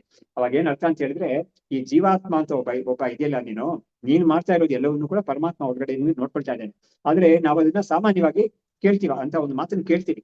ಆದ್ರೆ ವೇದಾಂತ ಏನ್ ಮಾಡುತ್ತೆ ಅಂದ್ರೆ, ಅದ್ವೈತ ವೇದಾಂತ ಮುಖ್ಯವಾಗಿ ಆ ಇನ್ನೊಬ್ಬ ಪರಮಾತ್ಮ ನೋಡ್ತಾ ಇದ್ದಾನೆ ಅಂತ ಹೇಳ್ತಾ ಇದೆಯಲ್ಲ, ಅದು ಯಾರು ಅಂತ ವಿಚಾರ ಮಾಡಿದಾಗ ಏನ್ ಗೊತ್ತಾಗುತ್ತೆ ಅಂತ ಹೇಳಿದ್ರೆ, ನೀನೇ ಅದು ನೋಡ್ತಾ ಇರೋದು ವಾಸ್ತವವಾಗಿ. ಯಾಕಂದ್ರೆ ನೋಡಿ, ಪ್ರತಿಯೊಂದು ಆಗೋ ಏನೇನ್ ಆಗ್ತಾ ಇದೆ ನಮ್ಮ ಶರೀರದಲ್ಲಿ, ಅದೆಲ್ಲವೂ ಕೂಡ ನಮ್ಗೆ ಗೊತ್ತಾಗ್ತಾ ಇದೆ. ಇವಾಗ ನಮ್ಮ ಅಂತಃಕರಣದಲ್ಲಿ ಯಾವ್ದೋ ಒಂದು ಭಾವನೆ ಬಂತು ಅಂತ ಇಟ್ಕೊಳ್ಳಿ, ಯಾವುದೇ ಒಂದು ಭಾವನೆ ಇರ್ಲಿ ಕೂಡ, ಆತ್ಮಸಾಕ್ಷಿ ಅಂತ ಕರೆಕ್ಟ್. ಸೊ ಇವಾಗ ಈ ನಮ್ಮ ಅಂತಃಕರಣದಲ್ಲಿ ಯಾವುದೇ ಒಂದು ಭಾವನೆ ಉತ್ಪತ್ತಿ ಆದ್ರೆ ಕೂಡ ತಕ್ಷಣ ಮೊಟ್ಟ ಮೊದಲು ಯಾರು ಗೊತ್ತಾಗುತ್ತೆ, ನಮ್ಗೆ ಗೊತ್ತಾಗುತ್ತೆ. ಅವಾಗ ನಾವು ಪರಮಾತ್ಮ ಎಲ್ಲದಕ್ಕೂ ಸಾಕ್ಷಿಯಾಗಿದ್ದಾನೆ ಅಂತ ಇನ್ನೊಬ್ಬನ ತೋರಿಸ್ಬಿಟ್ರೆ, ಇನ್ನೊಬ್ಬಂತ ಕೈ ತೋರಿಸಿ ಇನ್ನೊಬ್ಬ ಅಂತ ತೋರಿಸ್ಬಿಟ್ರೆ ಅರ್ಥನೇ ಇಲ್ಲ ಅದಕ್ಕೆ. ಯಾಕಂದ್ರೆ ನಮ್ಗೆ ಯಾವಾಗ್ಲೂ ಕೂಡ ನಮ್ಗೆ ಅನುಭವದಲ್ಲಿ ಏನಿದೆ ಅಂತ ಹೇಳಿದ್ರೆ, ನಮ್ಮ ಅಂತಃಕರಣದಲ್ಲಿ ಯಾವುದೇ ಒಂದು ಭಾವನೆ ಬಂದ್ರು ಕೂಡ ಇನ್ನೊಬ್ಬ ಯಾವ್ದೋ ತಿಳ್ಕೊಳ್ತಾ ಇದ್ದಾನೆ ಅಂತ ನಮ್ಗೆ ಬರೋದೇ ಇಲ್ಲ, ನಾನ್ ತಿಳ್ಕೊಳ್ತಾ ಇದ್ದೀನಿ ಅಂತ ನಮ್ಗೆ ಬರುತ್ತೆ. ಹಾಗಾಗಿ ಅಲ್ವಾ, ಎಲ್ಲರಿಗೂ ಕೂಡ ಅನುಭವದಲ್ಲಿ ಬರೋದು ನಾನ್ ತಿಳ್ಕೊಳ್ತಾ ಇದ್ದೀನಿ ಅಂತ ಬರುತ್ತೆ, ಇನ್ನೊಬ್ಬ ಯಾರು ತಿಳ್ಕೊಳ್ತಾ ಇದ್ದೀನಿ ಅಂತ ಯಾರಿಗೂ ಅನುಭವದ ಇಲ್ವೇ ಇಲ್ಲ. ಅದರಿಂದ ಇನ್ನೊಬ್ಬ ತಿಳ್ಕೊಳ್ತಾ ಇದ್ದಾನೆ, ಯಾರೋ ಒಬ್ಬ ಭಗವಂತ ನೋಡ್ತಾ ಇದ್ದಾನೆ ಅಂತ ಹೇಳೋದು ಪ್ರಾರಂಭದಲ್ಲಿ ಹೇಳೋದು ಮೊದಲನೇ ಮೆಟ್ಟಿಲಲ್ಲಿ ಹೇಳೋ ಮಾತದು. ಅದನ್ನೇ ನಾವು ಪರಿಷ್ಕಾರ ಮಾಡಿ ನೋಡಿದಾಗ ಏನ್ ಗೊತ್ತಾಗುತ್ತೆ, ಉಪನಿಷತ್ತು ಇದು ವೇದಾಂತ ಅದನ್ನೇ ಹೇಳ್ಕೊಡುತ್ತೆ, ನೀನು ಇವುಗಳು ಅಲ್ವೇ ಇಲ್ಲ, ಇವುಗಳಿಗೆಲ್ಲ ನೀನ್ ಸಾಕ್ಷಿಯಾಗಿದ್ಯಾ, ಇವುಗಳಲ್ಲಿ ವಿಕಾರಗಳೆಲ್ಲ ಆಗ್ತಾ ಇದೆ, ಆದ್ರೆ ನೀನು ನಿರ್ವಿಕಾರಿಯಾಗಿದ್ಯಾ ನೀನು ಅಂತ ಬೇಕಾದಷ್ಟು ಯುಕ್ತಿಗಳೆಲ್ಲ ತೋರಿಸಿ ನಮಗೆ ಅದರ ತೋರಿಸುತ್ತೆ. ಅವಾಗ ಈ ದ್ವಾಸುಪರ್ಣ ಅಂತ 2 ಪಕ್ಷಿಗಳಿದೆ ಅಂತ ಹೇಳೋ ಒಂದು ರೂಪಕ ಅದು ಒಂದು ಬೋಧೆಯನ್ನು ಉಂಟು ಮಾಡಕ್ಕಾಗಿ ಇದ್ದೇ ಹೊರತು ನಿಜವಾಗ್ಲೂ ಇರೋದು ಒಂದೇ ಪಕ್ಷಿನೇ. ಅದು ಇನ್ನೊಂದಾಗಿ ಕಾಣಿಸ್ಕೊಳ್ತಾ ಇದೆ ಅಷ್ಟೇ. ತಪ್ಪು ತಿಳುವಳಿಕೆಯಿಂದ ಅದು ಬೇರೆಯಾಗಿ ಕಾಣಿಸ್ಕೊಳ್ತಾ ಇದೆ ಅಂತ ಅಷ್ಟೇನೇ ಅದಕ್ಕೆ ಅರ್ಥ. ಸೊ ಹೀಗಾಗಿ ಇಲ್ಲಿ ಅಂತರ್ಯಾಮಿ ಬ್ರಾಹ್ಮಣದಲ್ಲಿ ಇಷ್ಟೆಲ್ಲ ವಿಷಯ ಇದೆ. ಆಮೇಲೆ ಆಮೇಲೆ ಅಲ್ಲಿ ಇನ್ನೊಂದು ಮಾತು ಬರ್ತಿದ್ದೆಲ್ಲ, ಅದು ಒಳಗಡೆ ಇದ್ಕೊಂಡು ಇದು ಮಾಡ್ತಾ ಇದೆ ಅಂತ ಇವನು ಗೊತ್ತಿಲ್ಲ, ಈ ವ್ಯಕ್ತಿಗೆ ಗೊತ್ತಿಲ್ಲ ಒಳಗಡೆ ಇರೋ ಚೈತನ್ಯನೇ ಇದೆಲ್ಲ ಮಾಡಿಸ್ತಾ ಇದೆ ಅಂತ ಗೊತ್ತಿಲ್ಲ ಅವನಿಗೆ. ಅದರಿಂದ ಅದು ಒಳಗಡೆ ಇದೆ ಅಂತ ಕಾರಣದಿಂದ ಅದು ಎಲ್ಲರಿಗೂ ಗೋಪ್ಯವಾಗಿದೆ, ಅದು ಕಾಣಿಸ್ಕೊಳ್ತಾ ಇಲ್ಲ ಎಲ್ಲರಿಗೂ ಕೂಡ. ಅದಕ್ಕೆ ಶಂಕರಾಚಾರ್ಯರು ಏನ್ ಮಾಡಿದ್ದಾರೆ ಅಂದ್ರೆ, ಒಂದು ಈ ಈಶ್ವರ ಸರ್ವಭೂತಾನ ಹೃದಯಶೇ ಅರ್ಜುನ ತಿಷ್ಠತಿ, ಅದು ಕೂಡ ಇದೇ ಮಾತೇನೆ. ಎಲ್ಲಾ ಶರೀರದಲ್ಲೂ ಕೂಡ ಹೃದಯ ಅಂತ ಒಂದು ಜಾಗ ಇದೆಯಲ್ಲ, ಅಂದ್ರೆ ಈ ಮಾಂಸಪಿಂಡ, ದಟ್ ಇಸ್ ಕಾರ್ಟ್ ಅಂತ ಮಾಂಸಪಿಂಡ ಇದೆಯಲ್ಲ, ಅದನ್ನೇನೆ ನಮ್ಮ ವೇದಾಂತ ಶಾಸ್ತ್ರದಲ್ಲಿ ಮನಸ್ಸು ಬುದ್ಧಿ ಅನ್ನೋದಕ್ಕೆ ಅದೇ ಕೊಟ್ಟಿದ್ದಾರೆ, ಬ್ರೈನ್ ತೋರಿಸೋದಿಲ್ಲ ನಮ್ದ್ರಲ್ಲಿ. ಹಾಗಾಗಿ ಅಲ್ಲಿ ಆ ಬುದ್ಧಿಯಲ್ಲಿ ಈ ಚೈತನ್ಯದ ಒಂದು ಸಾನ್ನಿಧ್ಯ ಇದೆ, ಆತ್ಮ ಚೈತನ್ಯ ಸಾನ್ನಿಧ್ಯ ಇದೆ. ಹಾಗಾಗಿ ಹೃದಯಶೇ ಅರ್ಜುನ ತಿಷ್ಠತಿ ಅದೇನ್ ಮಾಡ್ತಾ ಇದೆ, ರಾಮಯನ್ ಸರ್ವಭೂತಾನಿ, ಎಲ್ಲಾ ಜೀವನಗಳನ್ನು ಕೂಡ ಭ್ರಮಣ ಮಾಡಿಸ್ತಾ ಇದೆ. ರಾಮಯನ್ ಅಂದ್ರೆ ಭ್ರಮಣ ಮಾಡಿಸ್ತಾ ಇದೆ. ಏನ್ ಭ್ರಮಣ ಮಾಡಿಸ್ತಾ ಇದೆ ಅಂತ ಹೇಳಿದ್ರೆ, ಅದಕ್ಕೆ ತಕ್ಷಣನೇ ಒಂದು ಉದಾಹರಣೆ ಕೊಡ್ತಾ ಇದೆ. ಯಂತ್ರಾರೂಢಾನಿ ಮಾರೇಯ ಅಂತ ಹೇಳಿದ್ರೆ, ಯಂತ್ರಾರೂಢಾನಿ ಅಂತ ಹೇಳಿದ್ರೆ ಹೇಗೆ ಒಂದು ಮಿಷನ್ ನಲ್ಲಿ ಆ ಮಿಷನ್ಗೆ ಒಂದು ಡಿಸೈನ್ ಮಾಡಿದ್ದಾರೆ. ಅದು ಒಂದು ಕೀ ಕೊಟ್ರೆ ಅದಕ್ಕೆ ಈ ತರ ತಿರುಗುತ್ತೆ ಅದು. ಹಾಗಾಗಿ ಆ ಕೀ ಅದು ನಿಲ್ಲಿಸ್ಬಿಟ್ರೆ ಅದು ನಿಂತೋಗ್ಬಿಡುತ್ತೆ ಅದು. ಹಾಗಾಗಿ ಈ ತರ ಒಂದು ರೀತಿ, ಅದಕ್ಕೆ ನಾವು ಈ ಮೆರಿಗೋಲ್ಡ್ ಅಂತ ಇದೆಯಲ್ಲ ಅದನ್ನ ಹೇಳ್ಬೋದು. ಅದನ್ನ ಕೊಡ್ಬೇಕು. ಅವ್ನು ಏನ್ ಮಾಡ್ತಾನೆ, ಅದನ್ನ ತಿರುಗಿಸಿ ಆಮೇಲೆ ಮಾಡ್ತಾನೆ, ಸ್ವಲ್ಪ ಬಿಟ್ಟರು ಕೂಡ ಅದು ಸುತ್ತಾನೆ ಇರ್ತದೆ ಜೋರಾಗಿ. ಆಮೇಲೆ ಅದು ಸುತ್ತಿ ಅದಕ್ಕೆ ಎಷ್ಟು ತನಕ ಅದು ಶಕ್ತಿ ಇದೆಯೋ ಸುತ್ತು ಬಿಟ್ಟು ನಿಂತೋಗ್ಬಿಡುತ್ತೆ ಅದು. ಆ ತರ ಇಲ್ಲೂ ಕೂಡ ಈ ಒಂದು ಚೈತನ್ಯ ಒಳಗಡೆ ಇದೆಯಲ್ಲ, ಅದು ಎಲ್ಲಾ ಶರೀರನು ಕೂಡ ಭ್ರಮಣ ಮಾಡಿಸ್ತಾ ಇದೆ. ಅಂದ್ರೆ ಏನು, ಆ ಶರೀರಗಳ ಒಂದು ಕೆಲಸಗಳೆಲ್ಲ ಮಾಡ್ತಾ ಇದೆಯಲ್ಲ, ಅದಕ್ಕೆ ಇದು ಕಾರಣವಾಗಿದೆ ಅಂತ ಅಷ್ಟೇ ಅರ್ಥ ಅದಕ್ಕೆ. ಹಾಗಾಗಿ ಶಂಕರಾಚಾರ್ಯರಲ್ಲಿ ಅದಕ್ಕೆ ಈ ಪಪೆಟ್ ಶೋ ಎಕ್ಸಾಂಪಲ್ ಕೊಡ್ತಾರೆ ಅವರು. ಈ ಇದಿದೆಯಲ್ಲ ಪಪೆಟ್ ಶೋ ಇದೆಯಲ್ಲ, ಈ ಅದಕ್ಕೆ ತೊಗಲ್ಗುಂಬೆ ಇದೆಯಲ್ಲ, ತೊಗಲ್ಗುಂಬೆ ಎಕ್ಸಾಂಪಲ್ ಕೊಡ್ತಾರೆ ಶಂಕರಾಚಾರ್ಯರು ಅದಕ್ಕೆ.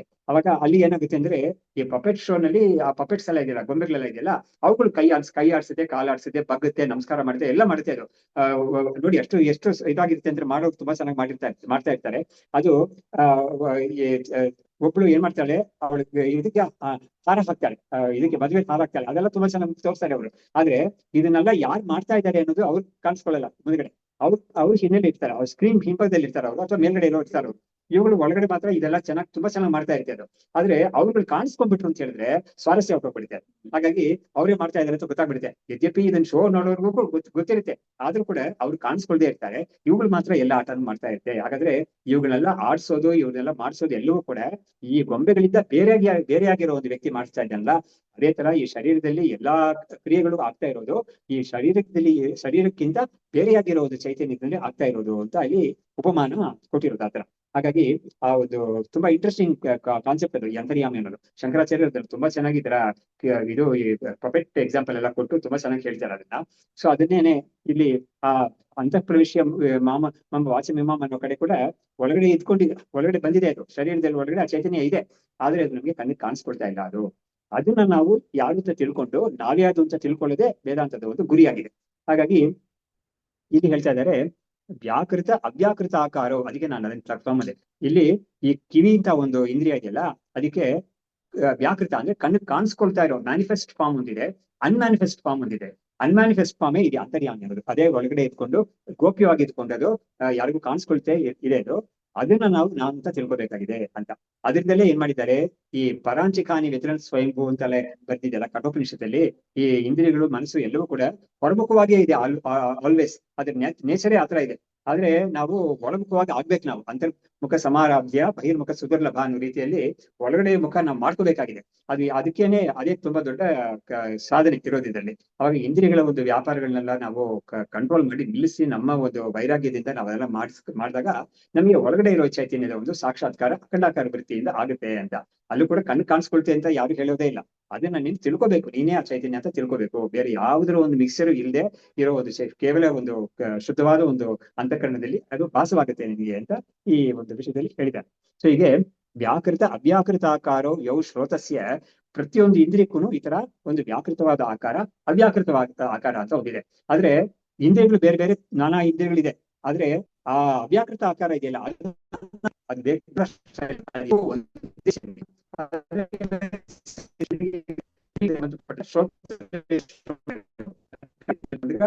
ಕಣ್ಣಿನ ಕಣ್ಣು ಅಷ್ಟೇ. ಈ ಕಣ್ಣಿನ ಕಣ್ಣು ಕಿರಿಕಿರಿ ಅಂತ ಹೇಳುವಾಗ ಅವ್ರ ಬೇರೆ ಬೇರೆ ಅಲ್ಲ, ಅದು ಒಂದೇ ಚೈತನ್ಯವೇ ಇವುಗಳಾಗಿ ಅದು ಫಂಕ್ಷನ್ ಮಾಡುತ್ತೆ ಅಂತ, ಆ ತರ ಫಂಕ್ಷನ್ ಮಾಡಕ್ಕೆ ಅದು ಹೇತುವಾಗಿದೆ ಅಂತ. ಇದಕ್ಕೆ ನಾವು ಉದಾಹರಣೆಗೆ ಏನು ಕೊಡ್ಬೋದು ಅಂತ ಹೇಳಿದ್ರೆ, ಒಂದೇ ಪವರ್ ಎಲ್ಲಾ ಗ್ಯಾಜೆಟ್ಸ್ಗೂ ಕೆಲಸ ಮಾಡಿಸ್ಕೊಂಡು ಬರ್ತಾರೆ. ಮನೆಯಲ್ಲಿರೋ ಎಷ್ಟೋ ಎಲೆಕ್ಟ್ರಿಕಲ್ ಗ್ಯಾಜೆಟ್ಸ್ ಇರ್ತಲ್ಲ, ಎಲ್ಲದಕ್ಕೂ ಕೂಡ ಪವರ್ ಒಂದೇನೆ. ಆ ಪವರ್ ಅಲ್ಲಿ ನಾವು ಡಿಫ್ರೆನ್ಶಿಯೇಟ್ ಮಾಡಕ್ ಆಗೋದಿಲ್ಲ. ಇದ್ರ ಒಳಗಡೆ ಬಂದ್ಮೇಲೆ ಇದು ಬೇರೆ ಪವರ್, ಅದು ಬೇರೆ ಪವರ್ ಅಂತ ಹೇಳ್ಬೋದು. ಆದ್ರೆ ಒರಿಜಿನಲ್ ಪವರ್ ಒಂದಿದೆಯಲ್ಲ, ಎಲ್ಲದಕ್ಕೂ ಕೊಡ್ತಾ ಇದೆಯಲ್ಲ ಶಕ್ತಿಯನ್ನ, ಅದ್ರಲ್ಲಿ ನಮ್ಗೆ ಭೇದ ಭಾವ ಇಲ್ವೇ ಇಲ್ಲ. ಅದೇ ತರನೇ ಇಲ್ಲೂ ಕೂಡ ನಾವು ತಿಳಿಬೇಕು ಅಂತ ಇವ್ರು ಹೇಳ್ತಾ ಇದ್ದಾರೆ.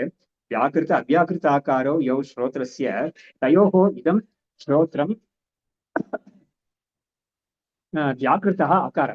ಅದರಲ್ಲಿ ಈ ಕಿವಿ ಅಂತ ನಮ್ಮಲ್ಲಿ ನಮ್ಮ ಒಂದು ಇಂದ್ರಿಯ ಇದೆಯಲ್ಲ, ಅದು ವ್ಯಾಕೃತವಾದ ಆಕಾರ. ಅಂದ್ರೆ ಅದು ಕಾಣಿಸ್ಕೊಳ್ತದೆ, ಮ್ಯಾನಿಫೆಸ್ಟ್ ಆಗಿರೋ ಒಂದು ಫಾರ್ಮ್. ಅದು ಅದಕ್ಕೆಲ್ಲ ಗೊತ್ತಾಗ್ತಾ ಇದೆ, ಇದೆ ನನ್ ಕಿವಿ ಅನ್ನೋದು ನನ್ಗೆ ಗೊತ್ತಾಗ್ತಾ ಇದೆ.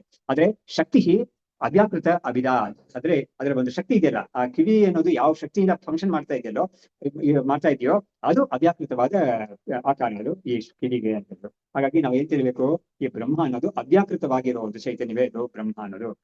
ಅವ್ಯಾಕೃತ ಅಂದ್ರೆ ಏನರ್ಥ ಅಂತ ಹೇಳಿದ್ರೆ, ಅದು ಮ್ಯಾನಿಫೆಸ್ಟ್ ಆಗೋಲ್ಲ, ಇಂದ್ರಿಯಕ್ಕೆ ಸಿಗೋದಿಲ್ಲ ಅದು, ಆದ್ರೆ ಇದೆ ಖಂಡಿತ ಅಂತ ಒಂದು ಅರ್ಥವನ್ನು ಇಲ್ಲಿ ಕೊಟ್ಟಿದ್ದಾರೆ.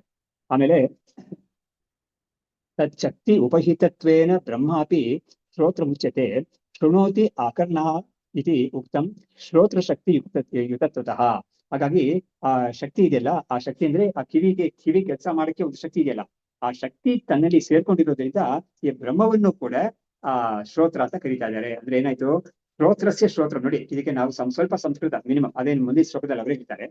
ಸ್ವಲ್ಪ ನೋಡಿ, ಶ್ರೋತ್ರಸ್ಯ ಅಂತ ಹೇಳಿದ್ರೆ ರಾಮಸ್ಯ ಅಂತ ಹೇಳಿದ್ರೆ ಷಷ್ಠಿ ವಿಭಕ್ತಿ, ಅಂದ್ರೆ ರಾಮನ ಮನೆ ಅಂತ ಹೇಳುವಾಗ ರಾಮಸ್ಯ ಗೃಹಂ ಅಂತ ಹೇಳ್ತೀವಿ ನಾವು. ಅದೇ ತರ ಇಲ್ಲೂ ಕೂಡ ಶ್ರೋತ್ರಸ್ಯ ಶ್ರೋತ್ರಂ ಅಂತ ಹೇಳಿದ್ರೇನು, ಕಿವಿಯ ಕಿವಿ ಅಂತ ಹೇಳ್ತಾರೆ. ಸೊ ಈ ಮೊದಲನೇ ಷಷ್ಠಿ ಅರ್ಥದಲ್ಲಿ ಬರ್ತಲ್ಲ ಕಿವಿ ಅನ್ನೋದು, ಅದು ನಮ್ಮ ಕಿವಿ, ನಮ್ಗೆ ಇಂದ್ರಿಯ ಅಂತ ಕಿವಿ ಇದೆ. ಎರಡನೇ ಪ್ರಥಮ ವಿಭಕ್ತಿಯಲ್ಲಿ ಶ್ರೋತ್ರಂ ಅಂತ ಬರ್ತಾ ಇದೆಯಲ್ಲ, ಅದು ಪರಮಾತ್ಮ, ಅದೇ ಪರಮಾತ್ಮ. ಹಾಗಾದೇನು, ಕಿವಿ ಅಂತ ಹೇಳಿದಾಗ ಈ ಮೊದಲ ಕಿವಿ ಅಂತ ಕಿವಿಗೆ ಅಂತ ಹೇಳ್ತೀವಲ್ಲ, ಆ ಕಿವಿ ನಮ್ಮಲ್ಲಿರೋ ಇಂದ್ರಿಯಗಳೇ ಅದಲ್ಲ. ಆದ್ರೆ ಕಿವಿಗೆ ಕಿವಿ ಅಂತ ಇನ್ನೊಂದು ಹೇಳ್ತೀವಲ್ಲ, ಆ ಕಿವಿಗೆ ಇಲ್ಲೇ ಬರೀ ಕಿವಿ ಅಂತ ಹೇಳ್ತೀವಲ್ಲ, ಅದು ಮೊದಲನೇ ಪ್ರಥಮ ವಿಭಕ್ತಿ, ಅದು ಬ್ರಹ್ಮ, ಅದೇ ಆತ್ಮ ಚೈತನ್ಯ ಅಂತ. ಹೀಗಾಗಿ ಈ ಪ್ರತಿಯೊಂದಕ್ಕೂ ಇದೇ ತರ ತಿಳಿಬೇಕು ಅಂತ ಇವರು ಹೇಳ್ತಾರೆ.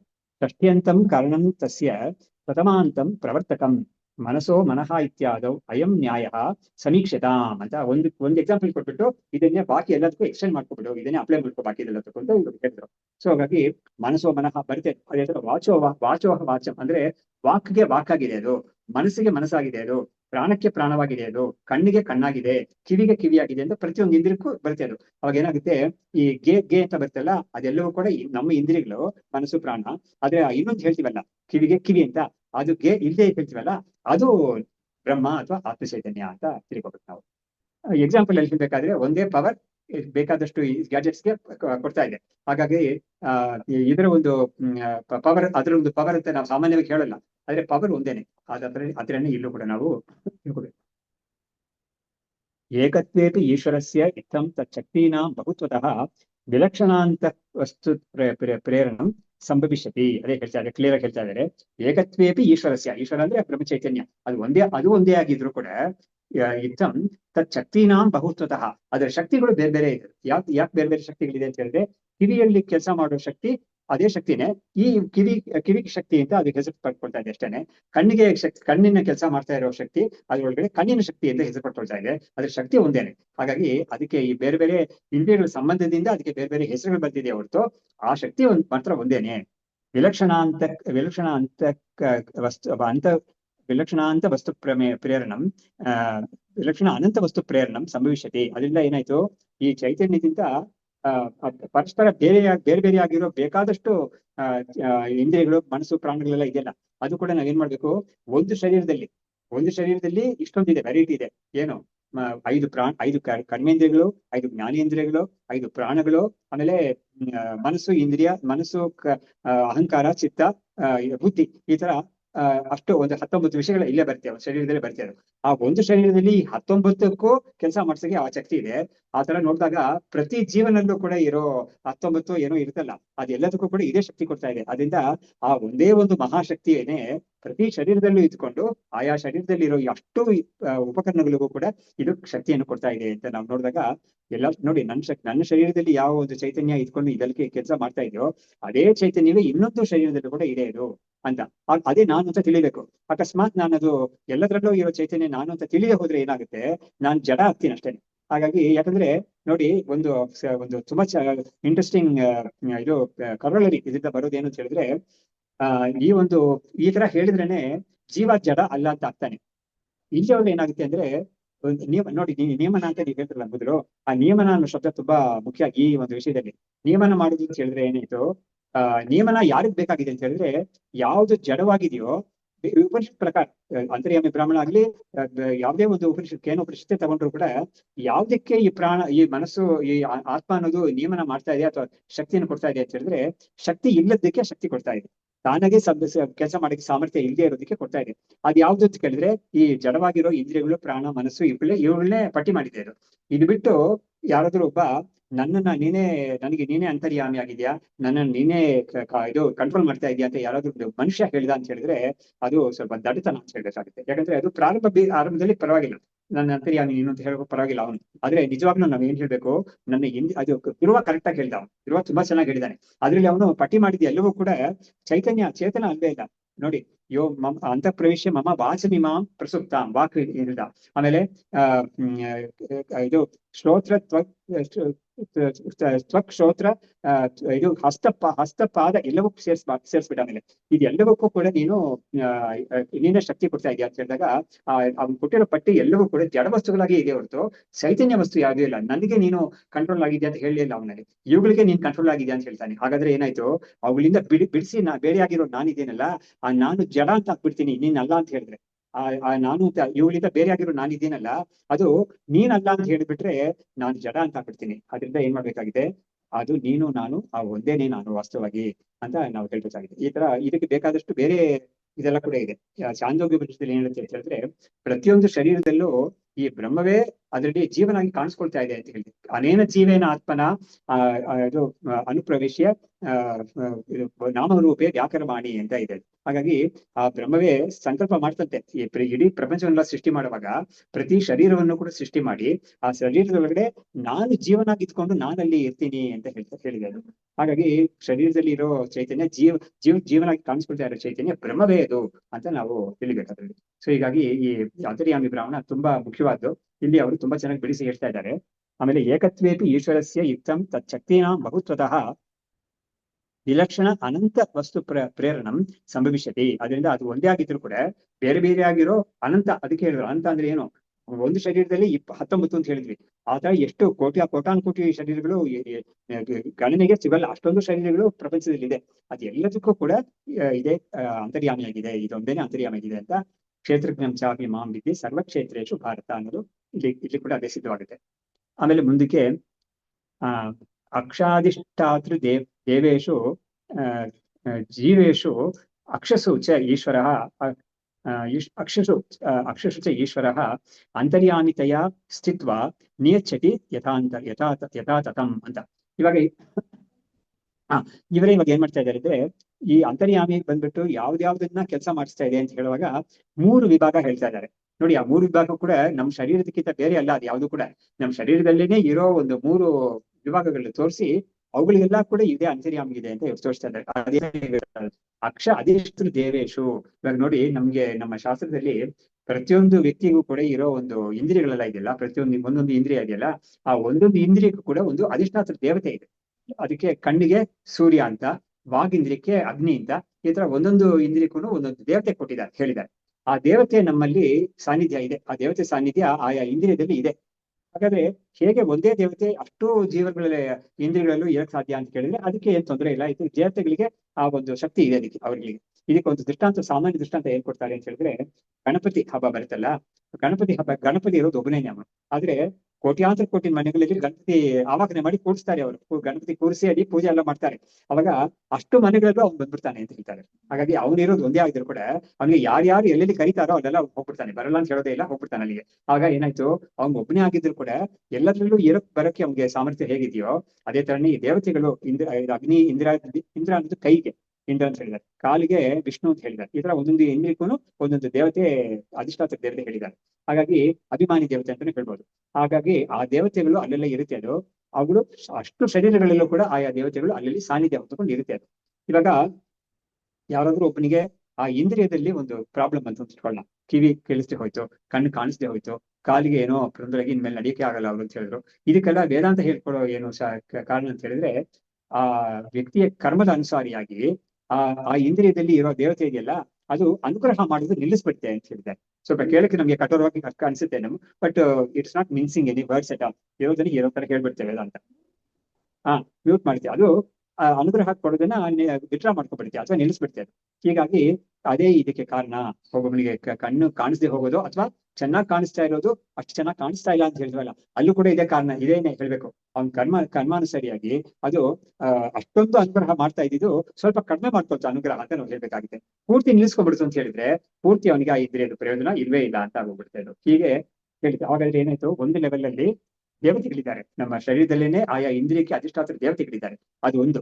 ಎರಡನೇದು ಯಾವ್ದು ಅಂದ್ರೆ ಜೀವಾತ್ಮ ಅಂತ ಒಬ್ಬ ಇದ್ದಾನಲ್ಲ, ನಾನು ಈ ಶರೀರ, ನಾನು ಇದೆಲ್ಲ ನಾನೇನೆ ಅಂತ ಹೇಳ್ತಾ ಇದ್ದಾನಲ್ಲ, ಅವನು ಒಬ್ಬ ಇದ್ದಾನೆ. ಆಮೇಲೆ ಇಂದ್ರಿಯಗಳಿದೆ. ಹಾಗಾಗಿ ಅಷ್ಟರಲ್ಲೂ ಕೂಡ ಈ ಒಂದೇ ಅಂತರ್ಯಾಮಿ ಚೈತನ್ಯವೇ ಅಲ್ಲಲ್ಲಿ ಇದ್ದುಕೊಂಡು ಅದರಲ್ಲಿ ಕೆಲಸ ಮಾಡಿಸ್ತಾ ಇದ್ದಾರೆ. ಹಾಗಾದ್ರೆ ಏನಾಯ್ತು, ಆ ದೇವತೆಗಳಲ್ಲೂ ಕೂಡ ಆ ಅಂತರ್ಯಾಮಿ ಇದೆ ಇದ್ಕೊಂಡು, ಅದು ಆ ಅಂತರ್ಯಾಮಿಗೆ ಅಲ್ಲಿ ಏನು ಕೆಲಸ ಅಂತ ಹೇಳಿದ್ರೆ ಆ ಇಂದ್ರಿಯವನ್ನ ಕೆಲಸ ಮಾಡೋ ತರ ಮಾಡ್ಬೇಕು ಅನ್ನೋದು ಅದ್ರ ಕೆಲಸ.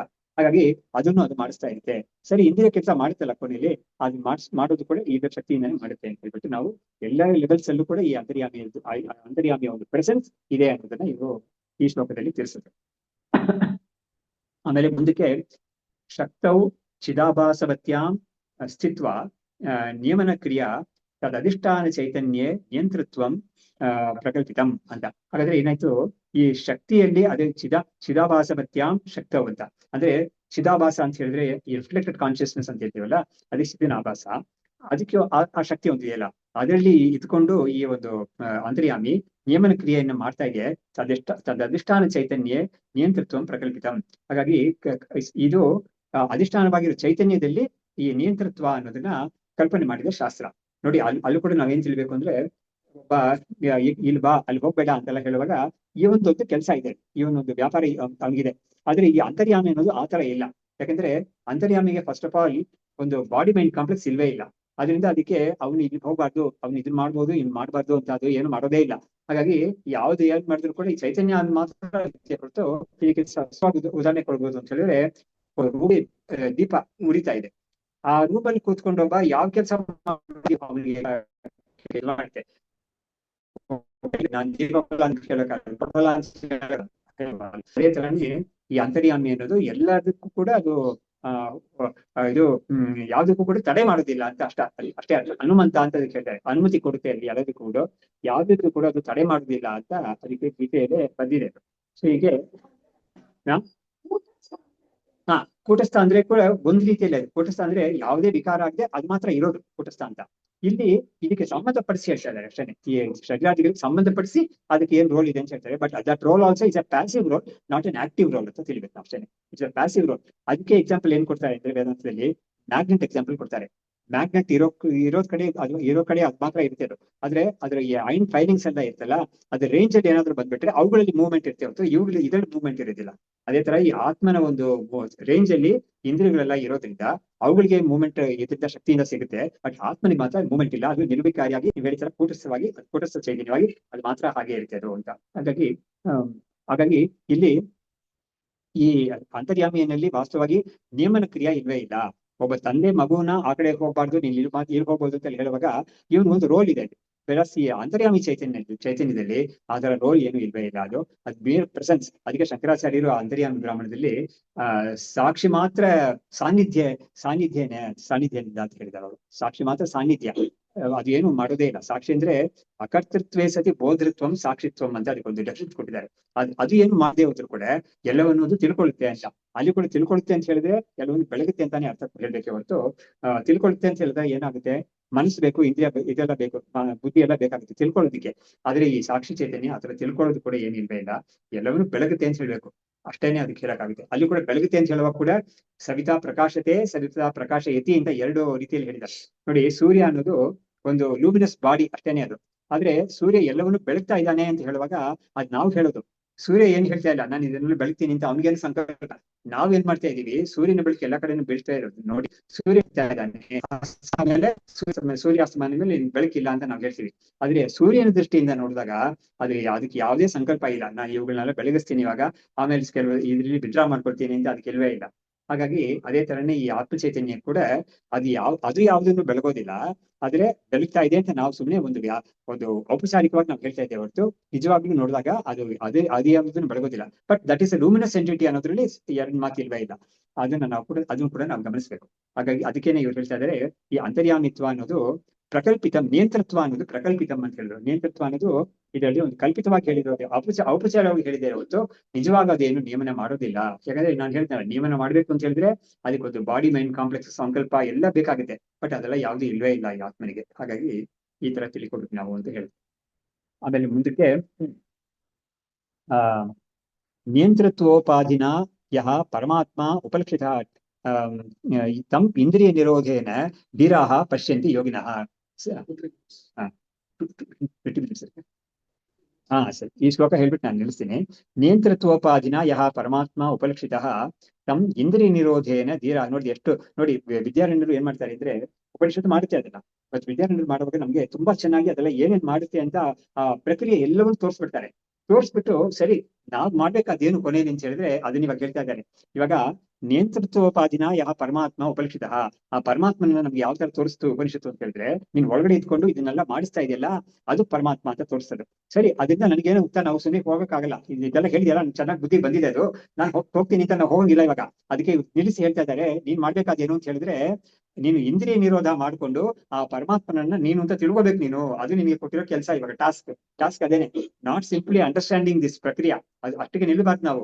ಇದರಿಂದ ನಾವೇನ್ ಮಾಡ್ಬೇಕು ಅಂತ ಹೇಳಿದ್ರೆ ಆ ಒಂದು ಅಂತರ್ಯಾಮಿ ಅಂತ ಯಾವ್ದು ನೀವು ಹೇಳ್ಕೊಟ್ರೋ ಇವೆಷ್ಟೊತ್ತು, ಅದನ್ನ ನಾನು ಅಂತ ತಿಳಿಬೇಕು. ನನಗೆ ನಾನ್ ತಿಳ್ಕೊಬೇಕು ಅದನ್ನ ನಾನು ಅಂತ. ಅದೇ ನಿಮಗೆ ಮುಕ್ತಿಗೆ ಕಾರಣ. ಇಲ್ಲಿವರೆಗೆ ಏನಾಗುತ್ತೆ, ಸುಮ್ಮನೆ ನಿಮ್ಗೆ ಇನ್ಫಾರ್ಮೇಶನ್ ಬಂತು ಅಷ್ಟೇನೆ, ಅಲ್ಲಿಗೆ ಮುಗ್ದೋಯ್ತು ಅಂತ ಆಗೋಗುತ್ತೆ ಅದು. ಆತರ ಬಿಡೋದಿಲ್ಲ ಉಪನಿಷತ್ತು. ನೀನ್ ಅದಕ್ಕೆ ಏನ್ ಮಾಡ್ಬೇಕು ಅಂತ ನಮ್ಗೆ ತೋರಿಸ್ತಾ ಇದೆ. ಅದಕ್ಕೆ ಹೇಳ್ತಾ ಇದ್ದಾರೆ, ತಮ್ಮ ಇಂದ್ರಿಯ ನಿರೋಧೇನ ಧೀರಾಹ ಪಶ್ಯಂತಿ ಯೋಗಿನಃ. ಇದೇ ಎಕ್ಸಾಕ್ಟ್ ಆಗಿ ಇದು ಪರಾಂಚಿಕಾನಿ ವ್ಯತಿರಣ ಸ್ವಯಂಭೋಗು ತಸ್ಮಾತ್ ಪರಾನ್ ಪಶ್ಯಂತಿ ನ ಅಂತರಾತ್ಮನ್ ಕಶ್ಚಿತ್ ಧೀರಃ ಐಚ್ಛತೆ. ಅವಾಗ ಐಚ್ಛನ್ ಅಂತ ಐಕ್ಷತ್ ಅಂತ, ಅವಾಗ ಅಮೃತವನ್ನು ಮಿಚ್ಚನ್ ಅಂತ. ಅವಾಗ ಅಲ್ಲಿ ಕೂಡ ಧೀರ ಶಬ್ದವನ್ನ ಕಠೋಪನಿಷತ್ತು ಪ್ರಯೋಗ ಮಾಡಿದೆ. ಅದನ್ನೇ ಇವರು ಇಲ್ಲಿ ಪ್ರಯೋಗ ಮಾಡ್ತಾ ಇದ್ದಾರೆ. ಅವಾಗ ನಾವೇನ್ ಮಾಡ್ಬೇಕಾಗಿದೆ ಅಂತ ಹೇಳಿದ್ರೆ, ನಮ್ಮ ಹೊರಮುಖವಾಗಿರೋ ನಮ್ಮ ಪ್ರವೃತ್ತಿಯನ್ನ ನಾವು ಕಡಿಮೆ ಮಾಡ್ಕೊಂಡು ನಮ್ಮ ಒಂದು ಫೋಕಸ್ ಅನ್ನ ನಾವು ಒಳಗಡೆ ಇರೋ ಚೈತನ್ಯವನ್ನ ನಾವು ನೋಡಿ. ಅಲ್ಲಿ ಕೂಡ ಒಳಗಡೆ ಹೊರಗಡೆ ಅಂತ ಹೇಳೋದು ಕೂಡ ಈ ಶರೀರವನ್ನ ಇಟ್ಕೊಂಡೆ ನಾವು ಹೊರಗಡೆ ಅಂತ ಹೇಳ್ತಾ ಇದೀವಿ. ಅದರ್ವೈಸ್ ಆತ್ಮ ಅದು ಇಸ್ ಆಲ್ ಪರ್ವೇಡಿಂಗ್, ಅದು ಎಲ್ಲಾ ಕಡೆನೂ ಇರೋದೇ ಅದೇನೆ. ಹಾಗಾಗಿ ಒಳಗಡೆ ಆತ್ಮ ಇದೆ, ಹೊರಗಡೆ ಇಲ್ವಾ ಅಂತ ಕೇಳಿದ್ರೆ ಆತರ ಇಲ್ಲ. ಹೊರಗಡೆ ಏನು ಅದನ್ನ ತಿಳ್ಕೊಳಕ್ ಆಗೋದಿಲ್ಲ ಅಷ್ಟೇನೆ. ಅದರಿಂದ ಒಳಗಡೆ ನೋಡು ಅಂತ ಹೇಳ್ತಾ ಇದೀವಿ ಹೊರತು ಹೊರಗಡೆನೂ ಇದೆ ಅದು. ಆದ್ರೆ ಹೊರಗಡೆ ನಿನಗೆ ಒಂದು ಕಲ್ಲು ತೋರಿಸ್ಬಿಟ್ಟು ಕಲ್ಲಲ್ಲಿ ಆತ್ಮ ಇದೆ ಅಲ್ಲಿ ತಿಳ್ಕೊ ನೀನು ಅಂತ ಹೇಳಿದ್ರೆ ಅದು ಎತ್ತೇಟಿಗೆ ಬರೋದಿಲ್ಲ. ಯಾತಕ್ಕೆ ಇದು ಒಳಗಡೆ ನೋಡಿ ತಿಳ್ಕೊಬೇಕು ಅಂತ ಹೇಳುತ್ತೆ ಅಂತ ಹೇಳಿದ್ರೆ, ಪ್ರತಿಯೊಬ್ಬನಿಗೂ ಕೂಡ ತನ್ನ ಒಂದು ಬಾಡಿ ಮೈಂಡ್ ಕಾಂಪ್ಲೆಕ್ಸ್ ಅಲ್ಲಿ ತನ್ನೊಂದು ಅಭಿಮಾನ ಇದೆ. ನಾನ್ ಮಾಡ್ತಾ ಇದ್ದೀನಿ ಅಂತ ಅವ್ನಿಗೆ ಬುದ್ಧಿ ಅವ್ನು ಬರ್ತಾ ಇದೆ. ಆವಾಗ ಏನ್ ಮಾಡ್ತಾ ಇದೆ ಉಪನಿಷತ್ತು, ಅದನ್ನ ಇಟ್ಕೊಳ್ತಾ ಅದನ್ನ ಕ್ಯಾಚ್ ಮಾಡ್ಕೊಂಡು ನಾನ್ ಮಾಡ್ತಾ ಇದ್ದೀನಿ ಅಂತ ನೀನ್ ಹೇಳ್ತಾ ಇದೆಯಲ್ಲ, ಆ ನಾನು ಅನ್ನೋದು ಎಲ್ಲಿಂದ ಉದ್ಭವ ಆಗುತ್ತೆ. ಎಕ್ಸಾಕ್ಟ್ಲಿ ರಮಣ ಮಹರ್ಷಿ ಇರೋ ಟೀಚಿಂಗ್ ಇದೇನೆ. ಆ ನಾನು ಅಂತ ಹೇಳ್ತಾ ಇದೆಯಲ್ಲ, ಅದ್ ಎಲ್ಲಿ ಉದ್ಭವ ಆಗುತ್ತೆ ಅಂತ ಅದನ್ನ ನೀನ್ ಹುಡುಕು ಅಂತ ಹೇಳ್ತಾರೆ ಅವರು. ಅದನ್ನ ಹುಡುಕಿದ್ರೆ ಇದರ ಸೋರ್ಸ್ ಏನು ಅಂತ ಗೊತ್ತಾದ್ರೆ ಅವಾಗ ಇದು ಬಿದ್ದೋಗ್ಬಿಡುತ್ತೆ. ಆ ಸೋರ್ಸ್ ಅನ್ನೋದು ನೀನು ಅಂತ ಗೊತ್ತಾಗ್ಬಿಡುತ್ತೆ ನಿನ್ಗೆ ಅಂತ ಅವ್ರು ಹೇಳೋದು. ಹಾಗಾದ್ರೆ ನಾನು ಸೇರೋದು ಈ ಸೂಡೋ ಸೆಲ್ಫ್, ಅದೇ ಯುಗೋ ಅಂತ ಹೇಳ್ತೇವೆ. ಅದು ಎಲ್ಲಿಂದ ಉತ್ಪತ್ತಿ ಆಗುತ್ತೆ, ಉದ್ಭವ ಆಗುತ್ತೆ ಅಂತ ಹೇಳಿದ್ರೆ ಶುದ್ಧ ಚೈತನ್ಯದಿಂದ, ಸಾಕ್ಷಿ ಚೈತನ್ಯ ಅಂದ್ರೆ ಅದಕ್ಕೆ ಒಂದು ಆಸ್ಪದ ಸಿಗುತ್ತೆ. ಹಾಗಾಗಿ ಈ ನಾವು ಮಾಡ್ಬೇಕಾದ್ದು ಏನು ಅಂತ ಹೇಳಿದ್ರೆ, ಈ ಶರೀರದಲ್ಲಿ ನಮ್ಗೆ ನಾನ್ ಮಾಡ್ತಾ ಇದ್ದೀನಿ ಅಂತ ಹೇಳ್ತಾ ಇದೀವಲ್ಲ, ಅಲ್ಲಿ ನೀನು ಈ ಚೈತನ್ಯ ಬೆಳಗ್ತಾ ಇದೆ ಅಂತ ಅಲ್ಲಿ ತೋರಿಸ್ತಾ ಇದೆ ಉಪನಿಷತ್ತು. ಚೈತನ್ಯ ಎಲ್ಲಾ ಕಡೆನೂ ಬೆಳಗ್ತಾ ಇದೆ. ಬಟ್ ಅದು ಬೆಳಗ್ತಾ ಇದೆ ಅಂತ ನಮ್ಗೆ ರೆಕಗ್ನೈಸ್ ಮಾಡಕ್ಕೆ ಬಾಡಿನೇ ಬೆಸ್ಟ್ ಇದು ಇರೋ ಒನ್ಲಿ ಆಪ್ಷನ್. 2-3 ಆಪ್ಷನ್ಸ್ ಇಲ್ವೇ ಇಲ್ಲ. ಅದಾದ್ಮೇಲೆ ಈ ತರ ತನ್ನ ಒಳಗಡೆ ಇರೋ ಚೈತನ್ಯವನ್ನ ತಾನು ತಿಳ್ಕೊಂಡ ಮೇಲೆ ಅವನು ಹೊರಗಡೆ ಇರೋದು ಕೂಡ ಅದೇನೆ ಅಂತ ಆಮೇಲೆ ಗೊತ್ತಾಗ್ತಾ ಇದ್ದು. ಇದನ್ನ ಕೂಡ ಇದನ್ನೆಲ್ಲ ಹೇಳಿದ್ದಾರೆ, ಗೌಡಪದ ಕಾರಿಕೆ ಅಂತದೆಲ್ಲ ಹೇಳಿದ್ದಾರೆ. ಮೊದಲು ತನ್ನ ಒಳಗಡೆ ಈ ಚೈತನ್ಯವನ್ನ ತಿಳ್ಕೊಬೇಕು, ಆಮೇಲೆ ಹೊರಗಡೆ ಎಲ್ಲ ಕೂಡ ಅದೇ ಅಂತ ತಿಳ್ಕೊಬೇಕು. ಮೊದಲು ಹೊರಗಡೆ ತಿಳ್ಕೊಳ್ತೀನಿ ಅಂತ ಹೇಳಕ್ ಬರೋದಿಲ್ಲ. ಅದ್ರ ಮೊದಲು ಇಲ್ಲಿ ತಿಳ್ಕೊಬೇಕು. ಯಾಕಂದ್ರೆ ಇದೇ ನಿನಗೆ ಕ್ಲೋಸ್ ಆಗಿದೆ, ಇದೇ ನಿನಗೆ ಅನುಭವದಲ್ಲೂ ಹತ್ರದಲ್ಲಿ ಇದೆ ಇದು. ಹಾಗಾಗಿ ಇಲ್ಲಿ ಮೊದಲು ನೀನು ಒಳಗಡೆ ತಿಳ್ಕೊಬೇಕು ಅಂತ ಅದಕ್ಕೆ ಹೇಳಿದ್ರು. ತಮ್ಮ ಇಂದ್ರಿಯ ನಿರೋಧೇನ ಧೀರಾಹ ಪಶ್ಯಂತಿ ಯೋಗಿನಃ. ಯೋಗಿಗಳಾಗಿರೋ ಧೀರರು ಅದನ್ನ ಈ ಇಂದ್ರಿಯ ನಿರೋಧ ಅಂತ ಹೇಳಿದ್ರು ಮನೋನಿರೋಧ, ಮನಸ್ಸನ್ನ ಎಲ್ಲವನ್ನು ಕಟ್ಟುಪಾಟಲ್ಲಿ ಇಟ್ಕೊಂಡು ಅವರು ಈ ಚೈತನ್ಯವನ್ನು ಕೊನೆಗೆ ತಿಳ್ಕೊಳ್ತಾರೆ ಅಂತ ಹೇಳ್ತಾರೆ. ಇಲ್ಲಿಗೆ ನಾವು ಕಶ್ಚಿತ್ ಧೀರ, ಯಾರೋ ಒಬ್ಬ ನೋಡಿ, ಕಶ್ಚಿತ್ ಅಂತ ಹೇಳುವಾಗ ಯಾರೋ ಅಂತ ಹೇಳಿದೆ. ಅದು ಕೂಡ ಗೀತೆಯಲ್ಲಿ ಏನ್ ಮಾಡಿದ್ದಾರೆ, ಮನುಷ್ಯಾಣಂ ಸಹಸ್ರೇಶು ಕಶ್ಚಿತ್ ಜೊತೆ ಸಿದ್ಧಯೇ ಕಶ್ಚಿನ್ ಮಾಂ ಭೀತಿ. ನೋಡಿ ಪ್ರಯತ್ನ ಮಾಡ್ತಾರೆ ಎಷ್ಟೋ, ನೋಡಿ ಎಷ್ಟೋ ಜನಗಳಲ್ಲಿ ಯಾರೋ ಕೆಲವ್ರು ಮಾತ್ರ ಇದಕ್ಕೆ ಪ್ರಯತ್ನ ಮಾಡ್ತಾರೆ ಅಂತ ಹೇಳ್ಬಿಟ್ಟು ನಿಲ್ಲಿಸಿಲ್ಲ ಕೃಷ್ಣ. ಆ ಕೆಲವರಲ್ಲಿ ಯಾರೋ ಒಬ್ಬನೇ ನನ್ನ ತಿಳ್ಕೊಳ್ತಾರೆ ನಿಜವಾಗ್ಲು ಅಂತ ಹೇಳ್ತಾರೆ. ಅದರಿಂದ ಏನಾಯ್ತು, ಆ ಕೆಲವರು ಕೂಡ ಎಲ್ಲ ಸಾಧನೆ ಮಾಡೋರು ಎಲ್ಲರಿಗೂ ಕೂಡ ಸಿಕ್ಬಿಡುತ್ತೆ ಅಂತ ಹೇಳಕ್ ಆಗಲ್ಲ. ಅವ್ರಿಗೆ ಸ್ವಲ್ಪ ತಡ ಆಗ್ಬೋದು. ಕೆಲಸಕ್ಕೆ ಏನಾಗುತ್ತೆ, ಸಾಧನೆ ಮಾಡೋರು ಡ್ರಾಪ್ ಔಟ್ ಆಗೋಗ್ಬಿಡ್ತಾರೆ. ಅಯ್ಯೋ ನಮ್ ಕೈಲಿ ಆಗೋದಿಲ್ಲಪ್ಪ ಅಂತ ಹೇಳ್ಬಿಟ್ಟು ಬಿಟ್ಬಿಡ್ತಾರೆ ಅದನ್ನ. ಅಥವಾ ನಮ್ಗೆ ಬೇರೆ ಏನೋ ಅವ್ರಿಗೆ ಅಟ್ರಾಕ್ಟಿವ್ ಆಗಿ ಅನಿಸಿದಾಗ ಇದ್ರ ಮೇಲೆ ಅಟ್ರಾಕ್ಷನ್ ಬಿಟ್ಟೋಗುತ್ತೆ, ಇನ್ನೊಂದು ಕೊಟ್ಟೋಗ್ತಾರೆ. ಅದನ್ನ ಈ ತರ ಆಗ್ಬಾರ್ದು ಅನ್ನೋ ಕಾರಣದಿಂದಲೇ ಈ ಭಗವದ್ಗೀತೆಯಲ್ಲಿ ಕ್ಷೇತ್ರಜ್ಞ ಅನ್ನೋದನ್ನ ತಿಳಿಸಕ್ ಮುಂಚೆ ಅಮಾನಿತ್ವ ಮದಂಬಿತ್ವ ಅಂತ ಹೇಳ್ತಾರಲ್ವ, ಅಲ್ಲಿ ಸ್ಥೈರ್ಯಂ ಅಂತ ಒಂದು ಶಬ್ದ ಹೇಳ್ತಾರೆ. ಸ್ಥೈರ್ಯಂ ಅಂದ್ರೆ ಏನು, ಸ್ಥಿರತೆ. ಎಲ್ಲಿ ಸ್ಥಿರತೆ ಅಂತ ಹೇಳಿದ್ರೆ ಈ ಅಧ್ಯಾತ್ಮ ಮಾರ್ಗದಲ್ಲೇ ಇರ್ತೀನಿ ನಾನು ಅಂತ ಸ್ಥಿರತೆ.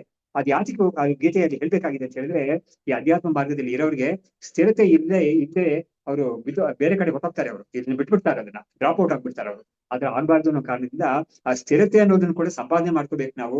ಆ ಸ್ಥಿರತೆ ಅನ್ನೋದನ್ನ ಸ್ಥಿರ ಮಾಡ್ಕೋಬೇಕು ಅನ್ನೋ ಕಾರಣದಿಂದ ಹೇಳ್ತಾರೆ. ಇಲ್ಲಿಗೆ ನಾವು ನಿಲ್ಲಿಸೋಣ. ಶಾಸ್ತ್ರಂ ಶಾರೀರ ಮೀಮಾಂಸಾ ದೇವಸ್ತು ಪರಮೇಶ್ವರ ಆಚಾರ್ಯ ಶಂಕರಾಚಾರ್ಯ ಸಂತು ಮೇ ಜನ್ಮ ಜನ್ಮನಿ ವಿದ್ಯಾ ವಿನಯ ಸಂಪನ್ನಂ ವೀತರಾಗಂ ವಿವೇಕಿನಂ ವಂದೇ ವೇದಾಂತ ತತ್ವಜ್ಞಂ ವಿಶೇಖರ ಭಾರತಿ.